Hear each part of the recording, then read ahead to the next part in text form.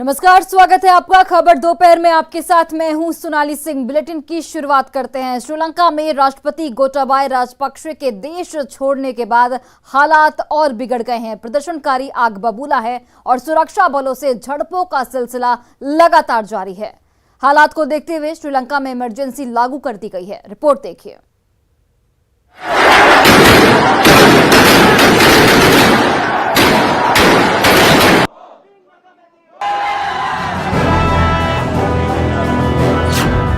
श्रीलंका में हालात बेकाबू, इमरजेंसी लागू।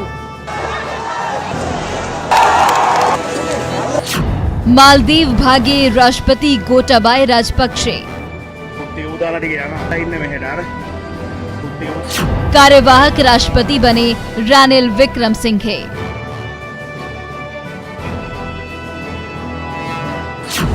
सड़क पर लोग, सुरक्षा बलों से झड़प। श्रीलंका में संकट और गहरा गया है।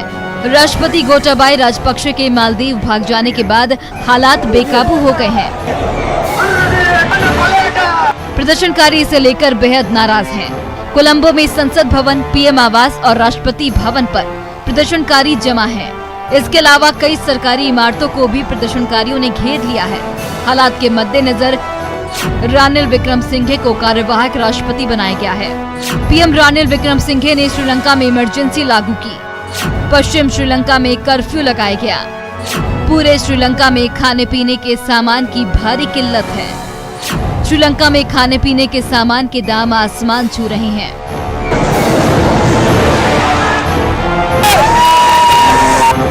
श्रीलंका इन दिनों इतिहास के सबसे खराब आर्थिक संकट का सामना कर रहा है और इसे लेकर पिछले कई दिनों से श्रीलंका में प्रदर्शनों का दौर लगातार चल रहा है। राष्ट्रपति गोटाबाया राजपक्षे पर जनता ने देश की आर्थिक स्थिति को चौपट करने का आरोप लगाया है और ऐसे वक्त में उनके मालदीव जाने से जनता और भड़क गई।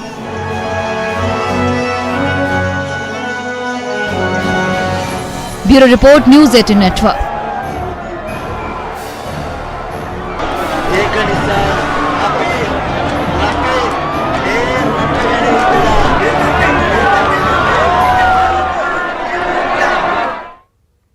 और बिहार के विकास पर पीएम मोदी के बयान को लेकर सियासत शुरू हो गई है। बीजेपी और जेडीयू ने जहां बयान का स्वागत किया, वहीं कांग्रेस और आरजेडी ने कहा कि सिर्फ बयान से बिहार का विकास नहीं होगा। दरअसल पीएम मोदी ने कहा कि बिहार से जो जितना प्यार करता है, बिहार उससे दोगुना उसे लौटाता है। प्रधानमंत्री शताब्दी स्मृति स्तंभ है, इसे बिहार विधानसभा के 100 वर्ष पूरा होने के उपलक्ष्य में। और कांग्रेस ने पीएम मोदी के बयान पर तंज कसा है। पार्टी सांसद अखिलेश सिंह ने कहा कि प्रधानमंत्री का बिहार का दौरा औपचारिक था और बिहार की आवश्यकताओं के बारे में जो बोला गया वो अब तक पूरा नहीं हो पाया है। प्रधानमंत्री का दौरा तो औपचारिकता वाला दौरा था। विधानसभा में गए थे, उन्होंने अपना जैसा एज यूजुअल भाषण करके आते हैं बिहार, फिर उसी मामले में वैसा ही रह गया। बिहार की जो आवश्यकताएं हैं और जो कुछ भी वो बोले, कभी वो तो पूरा हुआ नहीं। बिहार तो 65 राज्य आज भी है, सबसे 28 राज्यों में सबसे पिछले पायदान। और इधर जेडीयू महासचिव केसी त्यागी ने पीएम के बयान की सराहना की और कहा कि पीएम ने बिहार की पहचान को राष्ट्रीय स्तर पर स्थापित किया। प्रधानमंत्री जी के द्वारा दिया गया वक्तव्य की हम सराहना करते हैं, जिसमें उन्होंने बिहार की बौद्धिक क्षमता, जो बिहार की सांस्कृतिक पहचान है, उसको राष्ट्रीय स्तर पर पुनः स्थापित करने का प्रयास किया है। बिहार लेता नहीं है, बिहार देता ज़्यादा है। तो प्रधानमंत्री का जो संबोधन है वो बहुत विद्वता से भरा हुआ है और हम उसकी सराहना करते हैं। और बड़ी खबर आपको कटिहार से बताते चले, जहां पर महिला की आंख फोड़ने का मामला सामने आया है। आरोपी को पुलिस ने हालांकि गिरफ्तार कर लिया है। डकरा इंग्लिश गांव की ये पूरी घटना, तो महिला की आंख फोड़ने के मामले में पुलिस ने बड़ी कार्रवाई करते हुए आरोपी को गिरफ्तार कर लिया है। डकरा इंग्लिश गांव की ये पूरी घटना है, जहां पर एक आरोपी ने महिला की आंख फोड़ी थी। महिला का इलाज फिलहाल सदर अस्पताल में जारी है, जहां पर उनकी हालत बिल्कुल गंभीर बनी हुई है। और महिला की बेटी ने हमला करते हुए देखा था। प्रत्यक्षदर्शी महिला की बेटी बनी थी और उसी के बयान के आधार पर पुलिस ने ये बड़ी कार्रवाई की है। इस खबर पर ज्यादा जानकारी के साथ कटिहार से हमारे सहयोगी सुब्रत गुहा इस वक्त फोन लाइन पर जुड़ गए हैं। सुब्रत, एक बड़ी कार्रवाई करते हुए पुलिस ने आरोपी को गिरफ्तार कर लिया है, क्या कुछ जानकारी आपके पास? हाँ जी, निश्चित तौर पर पुलिस ने बड़ा मामला था और लगातार दबाव बन रहा था। पुलिस ने त्वरित कार्रवाई करते हुए एकमात्र आरोपी समीम को गिरफ्तार कर लिया है।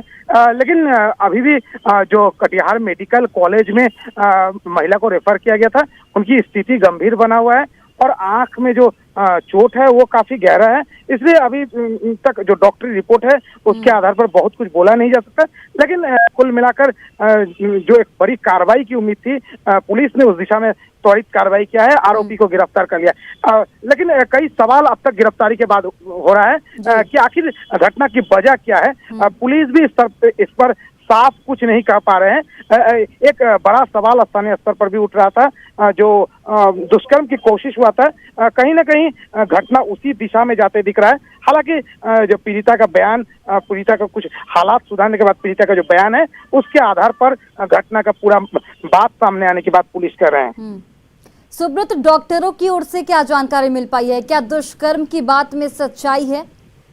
देखिए, इसको लेकर भी दो बातें आई है। जो प्रारंभिक जो इलाज अहमदाबाद प्राथमिक स्वास्थ्य केंद्र में रात में ही डॉक्टर शिव कुमार द्वारा हुआ था और उनके माने तो दुष्कर्म की संभावना से इनकार नहीं किया जाता है। और जहां तक आंख का भी जो चोट है वो काफी गंभीर है, इसमें रोशनी जाने का भी खतरा बना हुआ है। दूसरी तरफ अभी जो मेडिकल कॉलेज में इलाज चल रहा है उसमें दुष्कर्म की बात को लेकर तो साफ डॉक्टर कुछ नहीं कर रहे हैं, लेकिन आंख की स्थिति गंभीर है और ये बात अभी भी डॉक्टर के द्वारा कहा जा रहा है। इसीलिए कुछ लंबे इलाज के बाद ही परिस्थिति साफ हो सकता है जो क्या स्थिति है और इस पे मेडिकली जो कितना देर में फिट हो सकते हैं पीड़िता, ये बात अब थोड़ा समय के बाद ही पता चल पाए। चलिए, आप नजर बनाए रखिए सुब्रत, बहुत बहुत धन्यवाद तमाम जानकारियों के लिए। और इस वक्त की सबसे बड़ी खबर आपको बताते चले, जेडीयू के राज्यसभा सांसद वशिष्ठ नारायण सिंह की सेहत बिगड़ी हुई है, उनकी तबीयत खराब बताई जा रही है। बेहतर इलाज के लिए दिल्ली एम्स ले जाने की तैयारी है। एयर एम्बुलेंस के जरिए आज शाम उन्हें दिल्ली ले जाया जाएगा। सीएम नीतीश कुमार ने उनके स्वास्थ्य का हाल भी जाना है। आवास पर जाकर सीएम नीतीश कुमार ने उनसे मुलाकात की है, ललन सिंह ने भी मुलाकात की है और सीएम के निर्देश पर दिल्ली जाने का इंतजाम किया गया है। तो आज शाम एयर एम्बुलेंस के जरिए वशिष्ठ नारायण सिंह को दिल्ली शिफ्ट किया जाएगा। फिलहाल उनकी जो हालत है वो बिगड़ी हुई है, तबीयत खराब है और सीएम नीतीश कुमार ने खुद उनसे आवास पर मुलाकात की, उनके स्वास्थ्य का हाल जाना। सीएम नीतीश कुमार के अलावा ललन सिंह ने भी उनसे मुलाकात की है और सीएम के निर्देश पर ही दिल्ली जाने का पूरा इंतजाम किया गया है। सर, आपके पार्टी के वरिष्ठ नेता और राज्यसभा सांसद वशिष्ठ नारायण सिंह की तबीयत ठीक नहीं है, आप देख रहे थे, मुख्यमंत्री भी देख रहे थे। जो उनका अस्वस्थ है, बहुत दिनों से वो अस्वस्थ है और चेकअप उनका रेगुलर होता रहा है और अभी कुछ तबीयत उनकी खराब हुई है तो वो दिल्ली जाएंगे, एक बार वहाँ पूरा चेकअप वगैरह करा लेंगे। हमको लगता है कि वो शीघ्र स्वस्थ हो जाएंगे हम सब। और पटना से हमारे सहयोगी आनंद अमृतराज इस वक्त फोन लाइन पर जुड़ गए हैं। आनंद, डॉक्टरों की ओर से क्या जानकारी मिल पा रही है? कुछ देर पहले बिहार के मुख्यमंत्री नीतीश कुमार पहुंचे थे वशिष्ठ नारायण सिंह, जो जेडीयू के राज्यसभा सांसद भी है, उनके आवास पे और पीएमसीएच के अधीक्षक सहित पूरी डॉक्टरों की टीम पहुंची थी और उन्होंने पूरा चेकअप किया और उसके बाद इन लोगों ने सलाह दिया कि दिल्ली एम्स में इनका और बेहतर तरीके से इलाज कराया जाए, क्योंकि वशिष्ठ नारायण सिंह की तबीयत इधर कुछ दिनों से खराब थी और उनका वजन लगभग 10 किलो के आसपास कम हुआ था। तो सेहत लगातार खराब हो रही थी, उसकी वजह से मुख्यमंत्री जब पहुंचे और उन्होंने देखा, डॉक्टरों ने जो उन्हें बताने की कोशिश की, उसके बाद ये तय किया गया कि दिल्ली एम्स में इनका बेहतर इलाज हो, इसके लिए इन्हें दिल्ली एम्स भेजा जाए। और उसके बाद आज शाम 5 बजे के आसपास एयर एम्बुलेंस से वशिष्ठ नारायण सिंह दिल्ली रवाना होंगे। और वशिष्ठ नारायण सिंह की तबीयत खराब होने की खबर के बाद राष्ट्रीय अध्यक्ष के सहित कई मंत्री और विधायक भी पहुंचे और उन्होंने भी वशिष्ठ नारायण सिंह की सेहत की जानकारी ली। लेकिन चूंकि कई दिनों से उनकी तबीयत खराब थी और उसके बाद जब स्थिति कुछ ज्यादा खराब हुई और उनका वजन लगातार गिरने लगा, उसके बाद मुख्यमंत्री तक की जानकारी पहुंची और मुख्यमंत्री ने जब आकर उनके सेहत का हाल देखा और डॉक्टरों ने परामर्श दिया, उसके बाद ये तय किया गया कि उन्हें एयर एम्बुलेंस से तुरंत दिल्ली एम्स में इलाज के लिए भेजा जाए ताकि वहां पर बेहतर इलाज हो सके और सही समय पर उनका इलाज हो सके ताकि उनके सेहत में सुधार हो। जी आनंद, डॉक्टरों की कितनी टीम उनके साथ जाएगी और ये भी जानकारी दीजिए कि सेहत में उन्हें कौन कौन सी दिक्कतें हैं?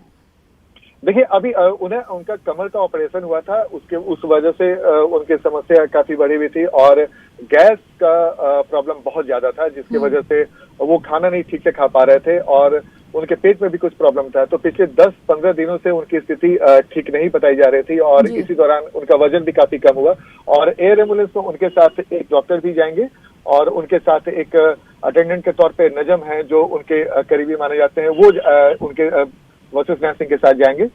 तो दिल्ली एम्स में पूरी तैयारी कर ली गई है और यहाँ से निर्देश भी चला गया है। उसके बाद यहाँ से डॉक्टरों के परामर्श के बाद दिल्ली एम्स जा रहे हैं अपने बेहतर इलाज के लिए। जेडीयू के राज्यसभा सांसद हैं वशिष्ठ नारायण सिंह और जेडीयू के काफी वरिष्ठ नेता हैं वशिष्ठ नारायण सिंह, जिनके सेहत के खबर के बारे में जानकारी लेते हुए बिहार के मुख्यमंत्री नीतीश कुमार सहित जेडीयू के राष्ट्रीय अध्यक्ष ललन सिंह भी पहुंचे, अशोक चौधरी जो मंत्री वो भी पहुंचे और काफी देर तक राष्ट्रीय अध्यक्ष लगभग आधा घंटे से ज्यादा वक्त उन्होंने गुजारा, मुख्यमंत्री ने भी काफी वक्त गुजारा और पूरी जानकारी ली। एक एक चीज की जानकारी लेने के बाद कि कैसे सेहत में कहाँ से समस्या आ रही है, क्या कुछ समस्या हो रही है और कैसे बेहतर उसका उपाय हो, कैसे बेहतर इलाज हो। और पीएमसीएच के अधीक्षक सहित उनकी पूरी टीम यहाँ पर पहुंची थी, उन्होंने यहाँ पे जांचा और उसके बाद इन लोगों ने उनका एम्स के लिए रेफर किया और जो बाज़ाब्ते जो कागज तैयार होता है पूरी प्रक्रिया पूरी कर ली गई है और अब 5 बजे एयर एम्बुलेंस से वशिष्ठ नारायण सिंह को दिल्ली भेजने की तैयारी की जा रही है। जी चलिए आनंद, आप नजर बनाए रखिए। फिलहाल के लिए बहुत बहुत धन्यवाद तमाम जानकारियों के लिए। और राजधानी पटना से बड़ी खबर सामने आ रही है, जहां पर शास्त्री नगर थाना क्षेत्र के समनपुरा में एक युवक की हत्या कर दी गई। परिजनों और पुलिस के अनुसार 4 युवकों ने उसकी चाकुओं से गोद कर हत्या कर दी। हत्या का कारण आपसी विवाद बताया जा रहा है। पुलिस ने कार्रवाई करते हुए एक युवक को यहां पर गिरफ्तार किया है। हालांकि बाकी के युवक फिलहाल फरार बताए जा रहे हैं। परिजनों की माने तो इलाके में शराबबंदी कानून प्रभावी होने की वजह से शराब नहीं मिल रहा और स्मैक पीकर युवक आपराधिक गतिविधियों को अंजाम दे रहे हैं। यह घटना उसी से जुड़ी हुई बताई जा रही है। 6 बजे फोन करके बुलाया है कि अब जब आया तो उसके बाद पकड़ के ले गया, उसके बाद खाया पिया का कहा कि नहीं तुमको ये करेंगे और उसके बाद मार दिया इसको जान। और इस खबर पर हमारे साथ ज्यादा जानकारी के साथ संजय इस वक्त फोन लाइन पर जुड़ गए हैं। संजय, शराबबंदी कानून प्रभावी होने की वजह से अब शराब तो बमुश्किल मिल रही है, लेकिन स्मैक पीकर जो युवा है वो इस तरीके की गतिविधियों में फंसते जा रहे हैं। अगर हम इस मामले की बात करें तो क्या कुछ जानकारी आपके पास और इससे छुटकारा कैसे मिल सकता है? जो पुलिस अधिकारी हैं उनसे जो बातचीत हुई और जो परिजन बातचीत हुई है परिजनों से, तो परिजनों का और पुलिस का ये कहना है कि जिन लोगों पर हत्या का आरोप लगा है ये ग्रुप है, यूथ का ग्रुप है जो स्मैक पीकर समनपुरा और राजा बाजार इलाके में कई आपराधिक गतिविधियों में संलिप्त रहे हैं। तो इसी ग्रुप ने इस युवक की हत्या की है और चाकुओं से कई वार किए गए हैं। इसमें जो मुख्य आरोपी है राजा, उसको पुलिस ने गिरफ्तार कर लिया है। बाकी के 3 जो दूसरे युवक हैं वो फरार बताए जा रहे हैं, उनकी गिरफ्तारी के लिए छापेमारी चल रही है। और जो युवक है उनसे उनकी पुरानी अदावत थी और इसी अदावत में उनसे लूटपाट, पहले उनके पैसे वगैरह ले लिए गए, उसके बाद उनकी हत्या कर दी गई। बहरहाल सभी पहलुओं पर पुलिस छानबीन कर रही है। बाकी जो 3 युवक एब्सकॉन्ड कर रहे हैं उनकी गिरफ्तारी पुलिस के लिए फिलहाल प्रायोरिटी है। जी चलिए संजय, बहुत बहुत धन्यवाद तमाम जानकारियों के लिए।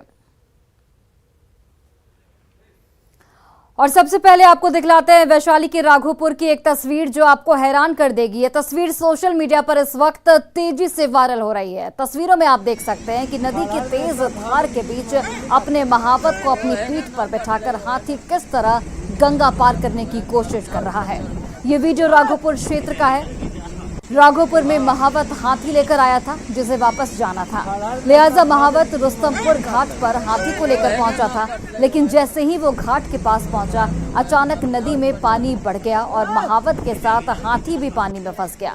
हाथी को निकालने के लिए बड़े नाव की यहाँ पर जरूरत थी और महावत के साथ खाने का सामान भी कम था, जिसके बाद हाथी के साथ ही महावत ने नदी पार करने की ठानी और उफनती धारा में उतर गया।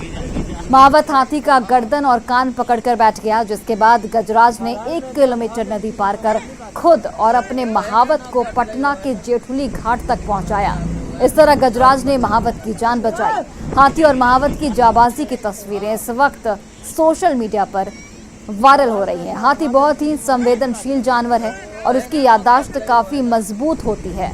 अपने प्यारे लोगों के साथ बिताए पल उसे हमेशा याद रहते हैं। जब गजग्राह का युद्ध हुआ था तो भगवान विष्णु ने गजराज को बचाया था और आज ये मोहक तस्वीर सामने आई है वैशाली से, जहां पर हाथी ने अपनी जान की परवाह किए बिना अपने महावत की जान बचाई, साथ ही खुद की भी जान बचाई और सुरक्षित नदी पार किया। करीब 1 किलोमीटर का रास्ता यहां पर तय किया गया हाथी के द्वारा और ये सुखद तस्वीर महावत की जान बचाने वाले हाथी की।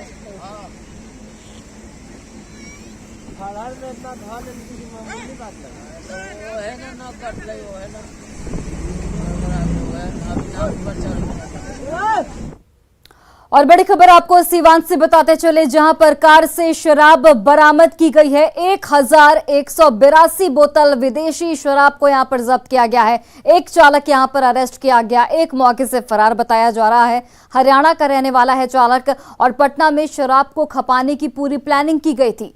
तो बड़ी खबर आपको बता रहे हैं, जहां पर कार से शराब की बरामदगी हुई है। सीवान में ये कार से बरामदगी हुई है। 1182 बोतल शराब यहां पर जब्त किया गया।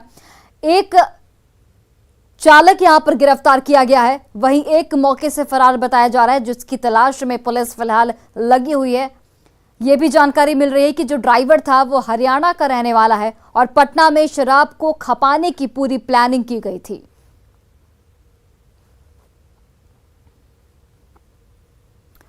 और अब आपको दिखाते हैं कार चोरी की एक तस्वीर जमुई की है, जहां पर बीती रात बांका जिला परिषद अध्यक्ष और जेडीयू नेता सुनील कुमार के स्कॉर्पियो चोरों ने उड़ा दिया। बांका जिला परिषद अध्यक्ष अपने जमुई आवास पर रात में रुके थे। सुबह में जब उनकी नींद खुली तो पता चला कि आवास के आगे से उनके स्कॉर्पियो गायब है। बाद में जब उन्होंने सीसीटीवी फुटेज खंगाला तो पता चला कि एक कार से आए 4 बदमाश 14 मिनट के अंदर उनके स्कॉर्पियो को लेकर वहां से रफ्फू चक्कर हो गए।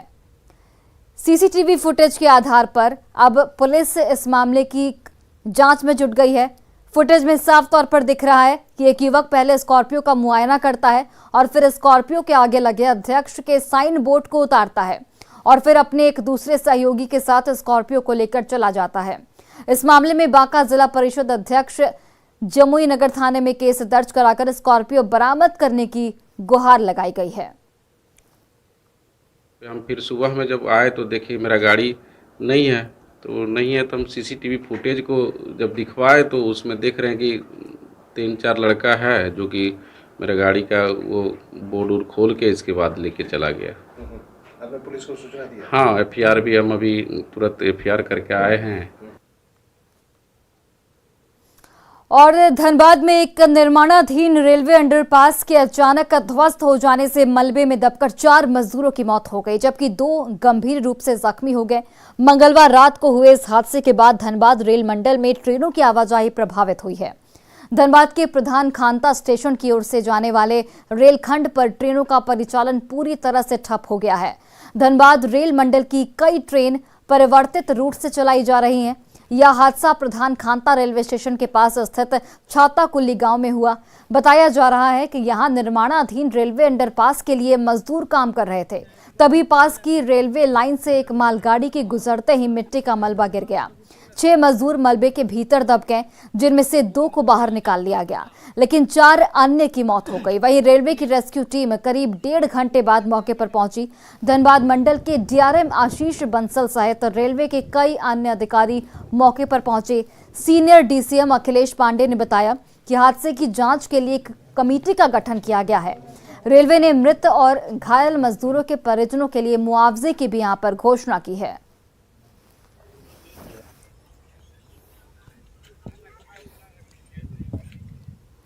और सावन में कांवरियों के लिए दुकानदारों ने नए कपड़े मंगाए हैं।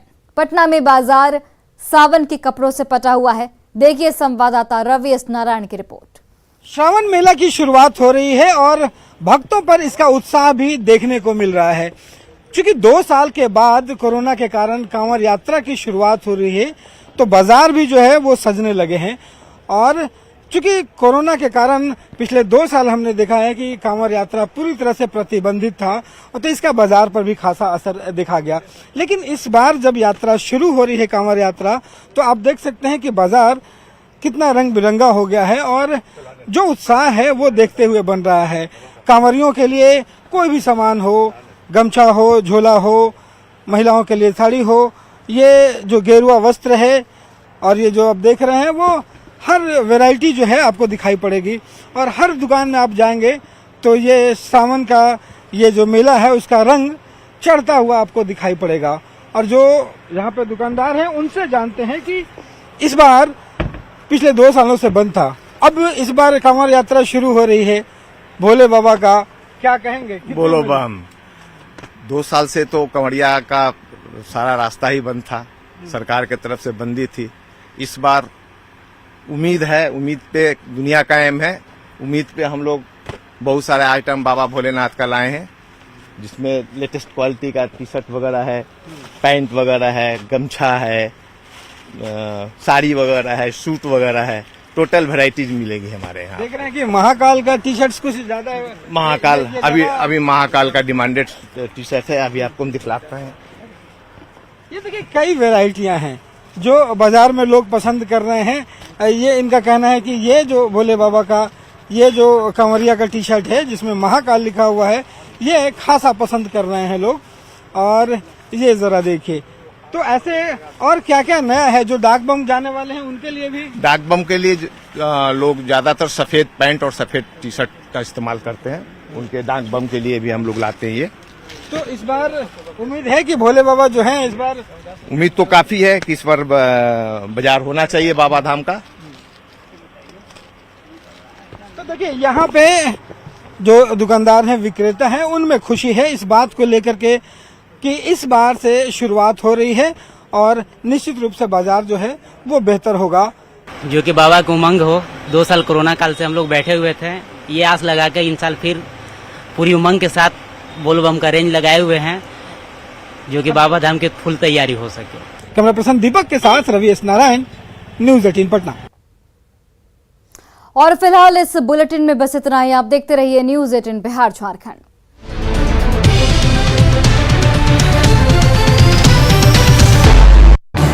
इस न्यूज हेडलाइंस के प्रायोजक पेट सफा आयुर्वेदिक जून।